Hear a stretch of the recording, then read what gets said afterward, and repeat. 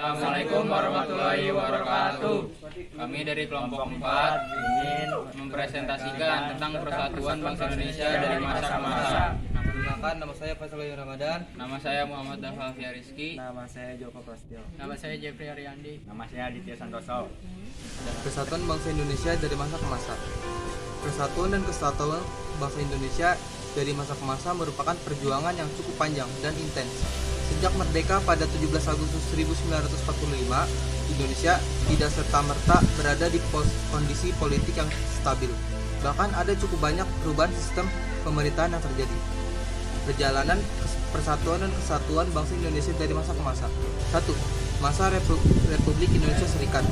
Indonesia pernah menganut federalisme pada 27 Desember 1949 sampai 17 Agustus 1950. Berdasarkan Konstitusi Republik Indonesia Serikat tahun 1949, bentuk negara kita adalah serikat alias federasi dengan 15 negara bagian. Kala itu, Indonesia menganut sistem parlementer kabinet semu atau kuasi parlementer dengan karakteristik berikut. 1. Presiden Republik Indonesia Serikat atau RIS memiliki kedudukan rangkap, yaitu sebagai kepala negara dan kepala pemerintahan. 2. Perdana Menteri diangkat oleh Presiden, bukan oleh Parlemen sebagaimana umumnya. 3. Kabinet dibentuk oleh Presiden, bukan Parlemen. 4. Kekuasaan Perdana Menteri masih dicampur tangani oleh Presiden. 5. Kabinet bertanggung jawab kepada Dewan Perwakilan Rakyat atau DPR, tetapi harus melalui keputusan pemerintah. 2. Masa demokrasi liberal. Selama tahun 1950 sampai dengan 1959, Indonesia menggunakan Undang-Undang Dasar, sementara Republik Indonesia tahun 1950 UUD 1950 yang berlaku mulai tanggal 17 Agustus 1950.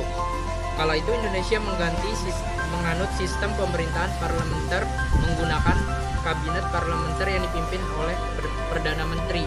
Namun, sistem pemerintahan ini ternyata juga tidak mampu membawa bangsa Indonesia menuju kemakmuran dan stabilitas politik. Hal itu terbukti dari 7 kali pengergantian kabinet pada tahun 1950 sampai dengan 1959 hingga terjadi perdebatan tak berujung yang mengancam persatuan dan kesatuan bangsa. Pada masa itu bahkan timbul beberapa gerakan separatis seperti gerakan Darul Islam atau Tentara Islam Indonesia, Permesta, Pemerintahan Revolusioner Republik Indonesia, atau Perjuangan Rakyat Semesta.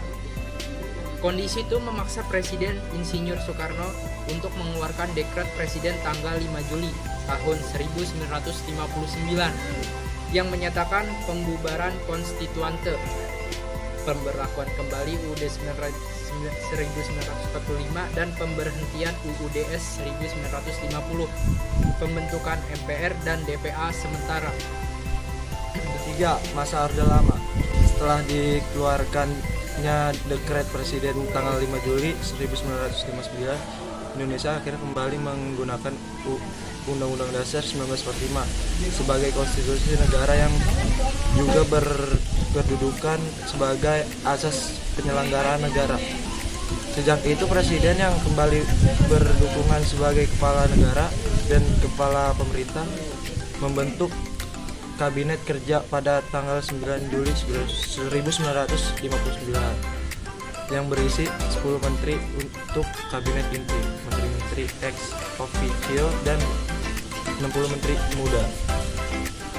Di periode ini Presiden dan para pemimpin bangsa Indonesia lainnya memandang bahwa pelaksanaan demokrasi liberal di periode lalu sangat mengecewakan.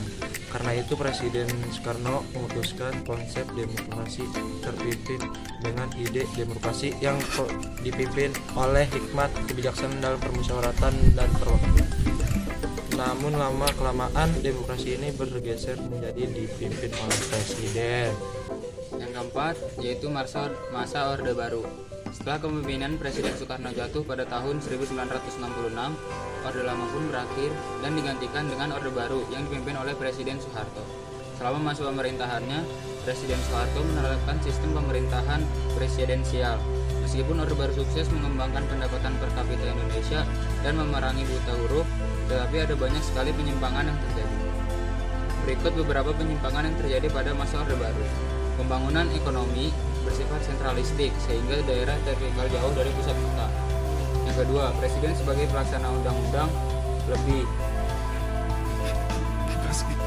Yang keempat, ada masa Orde Baru. Setelah pemilihan Presiden Soekarno jatuh pada tahun 1966, Orde Lama pun berakhir dan digantikan dengan masa Orde Baru yang dipimpin oleh Presiden Soeharto. Selama masa pemerintahannya, Presiden Soeharto menerapkan sistem pemerintahan presidensial. Meskipun Orde Baru sukses mengembangkan pendapatan per kapita Indonesia dan memerangi buta huruf, tetapi ada banyak sekali penyimpangan yang terjadi. Berikut beberapa penyimpangan yang terjadi pada masa Orde Baru. Pembangunan ekonomi bersifat sentralistik sehingga daerah tertinggal jauh dari pusat kota. Yang kedua, presiden sebagai pelaksana undang-undang lebih berkuasa pada lembaga legislatif. Yang ketiga, ekonomi tidak diselenggarakan berdasarkan pasal 33 Undang-Undang Dasar 1945. Yang keempat, pembangunan ekonomi dilandasi kepentingan individu. Yang kelima, para penguasa dan konglomerat menjadi kebal dari hukum Indonesia. Dan yang terakhir, terjadinya praktik KKN oleh para pemegang kekuasaan. Berbagai penyimpangan tersebut membangkitkan gerakan reformasi di mana masyarakat bersatu untuk mensumbangkan rezim otoriter dari Orde Baru. Semangat para mahasiswa dan aktivis didukung oleh rakyat lainnya akhirnya berhasil membuat Presiden Soeharto mengundurkan diri pada tanggal 21 Mei 1998. 5. Masa reformasi. Nah, pada masa reformasi, bangsa Indonesia akhirnya bisa menciptakan sistem pemerintahan yang demokratis dengan menganut demokrasi Pancasila dan menyusun pemerintahan yang konstitusional sebagai berikut, yaitu ada pembatasan kekuasaan untuk lembaga eksekutif, ada jaminan atas hak asasi manusia atau HAM dari seluruh warga negara. Selain itu, bentuk reformasi lainnya adalah melakukan perubahan alias amandemen atas Undang-Undang Dasar 1945 sehingga bisa membentuk sistem pemerintahan yang lebih baik daripada sebelumnya. Dan adapun beberapa perubahan itu sebagai berikut. Bentuk negara kesatuan tidak boleh diubah, kedaulatan di tangan rakyat dan dilakukan menurut Undang-Undang Dasar. Penjelasan Undang-Undang Dasar 1945 dihapus. Presiden dan wakil presiden dipilih secara langsung oleh rakyat. Masa jabatan presiden hanyalah 5 tahun dan bisa dipilih kembali untuk 1 kali masa jabatan. Presiden bukan mendataris MPR. MPR tidak lagi menyusun GBHN. MPR adalah lembaga bikameral yang terdiri dari anggota DPR dan anggota DPD. Penghapusan DPA sebagai lembaga negara yang tertinggi, pencantuman hak asasi manusia, dan MPR tidak lagi menyusun GBHN. Itulah perjalanan kesatuan dan kesatuan bangsa Indonesia dari masa ke masa.